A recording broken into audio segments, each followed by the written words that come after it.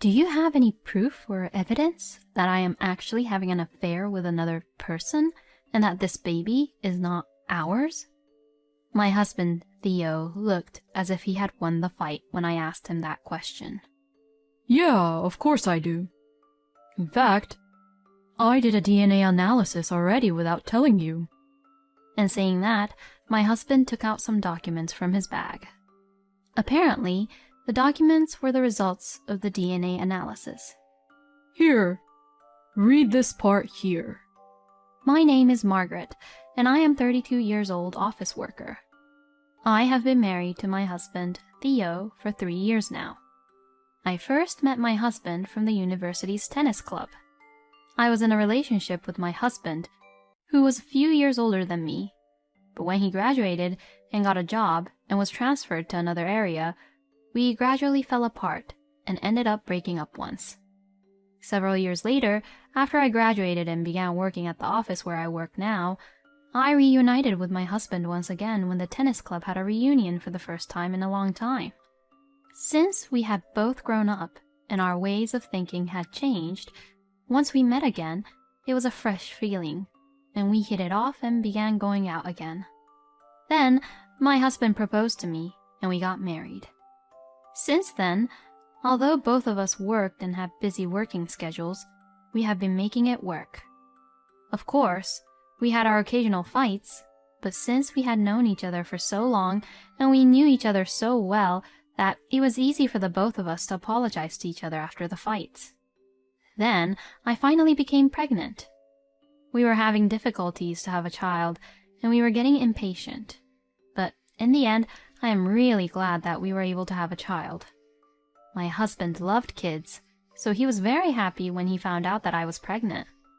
I thought I was lucky to have a baby with someone who was also so happy to have a baby as well. But after I became pregnant, things started to go a little differently between us.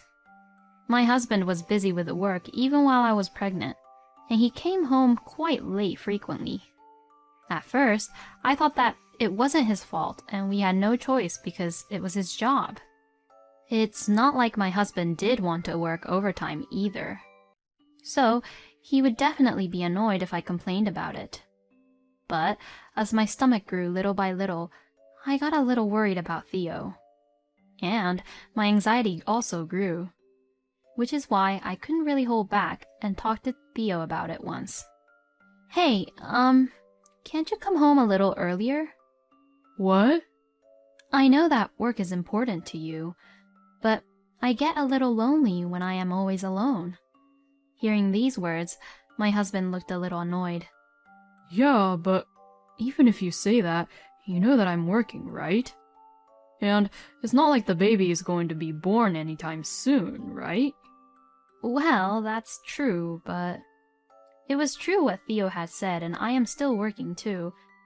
But soon, I will be on maternity leave. And when that happens, I will be all alone in the house all the time. When I think that if my husband continues to come home very late at night and continues what he's doing right now, it will make me feel anxious. So that's why I at least wanted to discuss about it to him.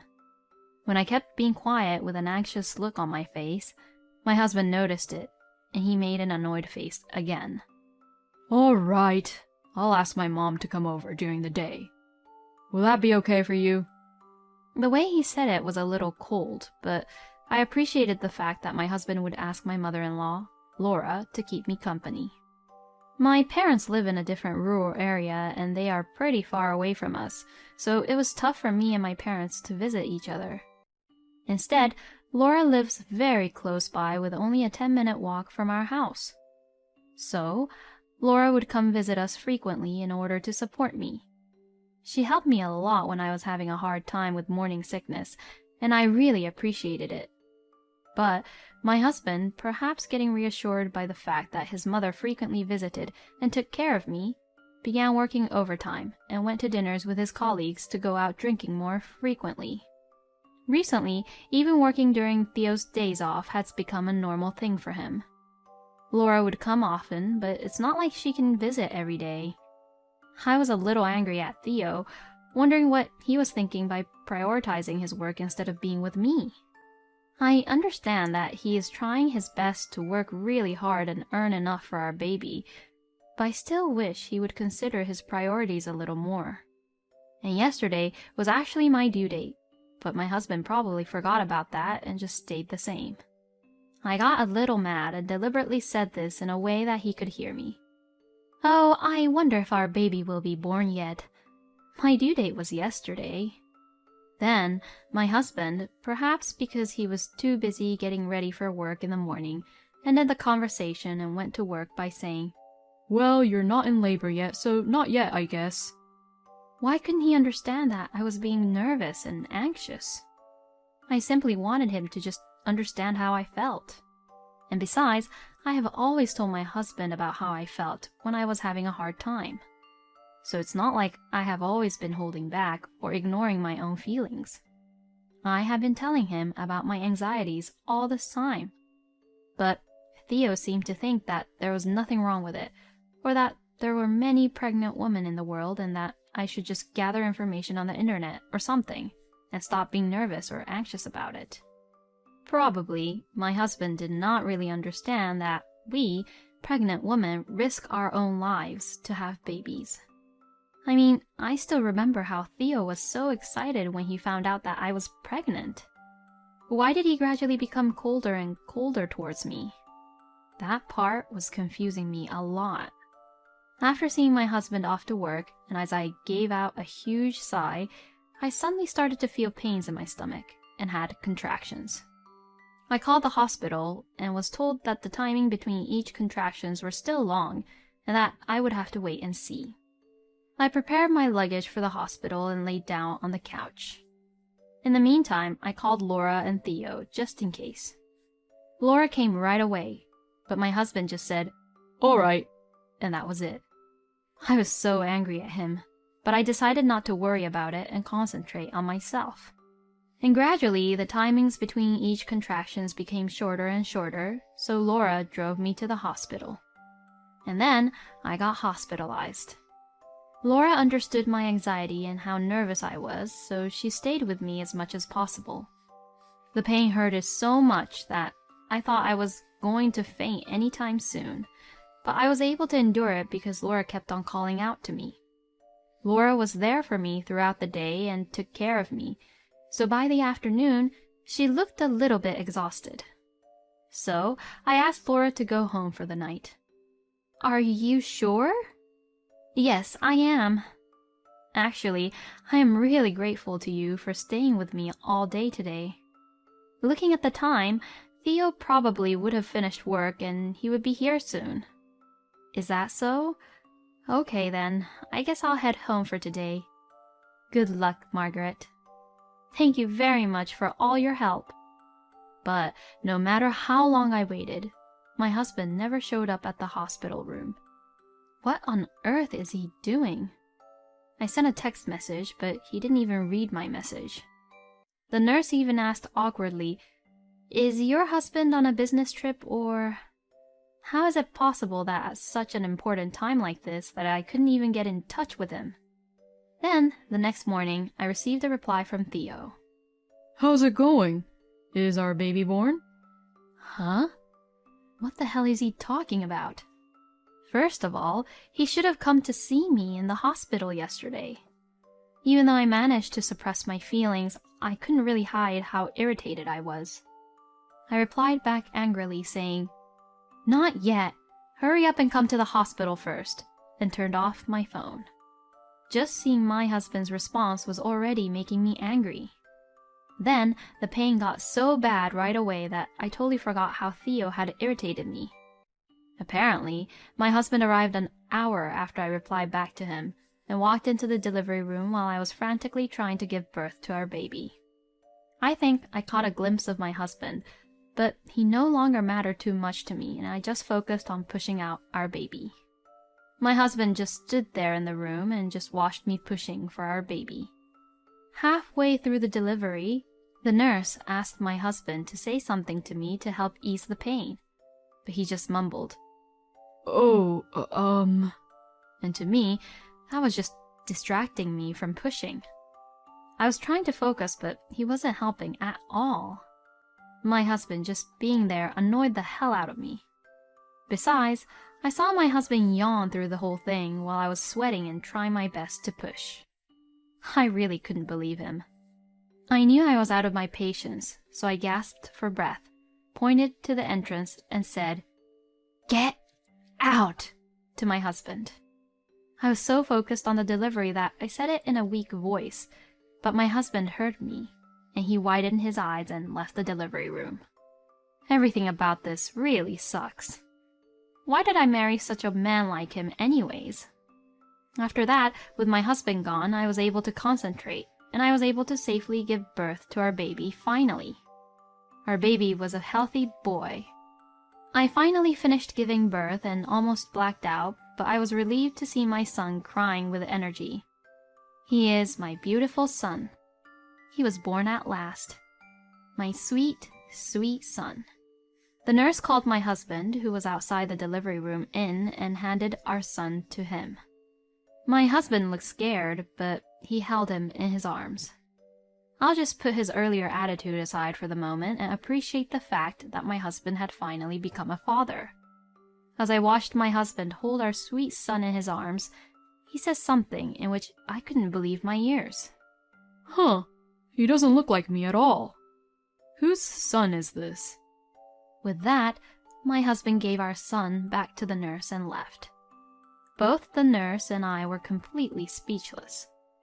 I was too exhausted right after the birth that my feelings of anger had disappeared. It was only after I had a good night's sleep and had regained some strength and consciousness that my anger at my husband began to gradually heat up. My in-laws, Jack and Laura, visited the hospital many times to see our son and were concerned about my health, but my husband never came to see me at all. According to Jack and Laura, Theo did come to see our son, though. Both Jack and Laura also asked me, "Did you guys have a fight? Theo won't say anything, you know," and sounded worried. I thought I should be honest about this, so I told both of them what had happened in the delivery room. Hearing that story, both Jack and Laura got furious and took my side. And that day, I was discharged from the hospital, so I took my son home with Jack and Laura. When we arrived home, Theo was already at home relaxing around in the living room. Oh, you're finally home. For some reason, my husband was grinning. "Hey, Theo, I heard what happened in the delivery room from Margaret." What are you doing when Margaret's having a difficult time? Hey, now, wait a minute. Then you probably already heard from Margaret what I pointed about our son not looking like me, right? Yes, we did hear that. But Margaret says that she never cheated on you at all, so what you're saying is impossible. Mom, are you just going to accept what that woman says without questioning her? How dare he says that woman? Well, do you have any proof? Do you have any proof or evidence that I am actually having an affair with another person and that this baby is not ours? My husband Theo looked as if he had won the fight when I asked him that question. Yeah, of course I do. In fact, I did a DNA analysis already without telling you. In saying that, my husband took out some documents from his bag. Apparently, the documents were the results of the DNA analysis. Here, read this part here. Then, my husband pointed to a certain part of the document. Well then, let's see. It says here that we strongly assume that you are the biological father. Yeah, so that means he's not my baby, right? When Theo said that, Jack, Laura, and I were just speechless. How did you even conclude to that? Because, assume only means it's a guess, and it's not officially confirmed, right? So, if that's the case, it means there's a possibility that I'm not his father. By this point, I was just so fed up of his stupidity that I wasn't angry at him like I was before. What's written here means that you are his father. What? If you are the father, it would clearly state that you are not related by blood, and that you're not the biological father on here. But the word assume is... Of course they'd write it like that. To find out if you are the father 100%, they would have to analyze the DNA of the entire human race and prove that you have more similar genes to this child than the others. So, does that mean that he's actually my baby? That's what I've been saying this whole time. No way. My husband looked as if he had done something wrong and said this awkwardly. I'm sorry. I guess I was just too quick to judge. Ha ha ha. Both Jack and Laura were glaring at Theo. I mean, did someone tell you something to think like that our baby was not yours? Well, I guess it was more convenient for you that I was having an affair, right? Huh? My husband looked nervous as I said that. Margaret, what do you mean by that? I'm sorry, there is actually something which I haven't told you and Jack yet. Actually, just 3 days ago, my sister took a certain photo of Theo and she sent it to me. I said that and showed the photo to Jack, Laura, and Theo. It was a photo of my husband walking down the street arm in arm with another woman. What? Why? Well, it looks like because you were having an affair with another woman, you thought I was having an affair too, just because our son's face doesn't look like yours, right? Well, you know what they say. The more that person has an affair, the more suspicious that person gets of their own partners. And you thought that if I was having an affair, you could divorce me and be with your mistress while you get alimony from me, didn't you? You know, a newborn baby wouldn't resemble the parents in the first place, because they were just born, of course. It's only obvious that as they grow up bit by bit, their faces start to resemble to their parents. My husband was in a complete shock, but he has no right to be like that because he knew what he was doing, so he must have known the consequences.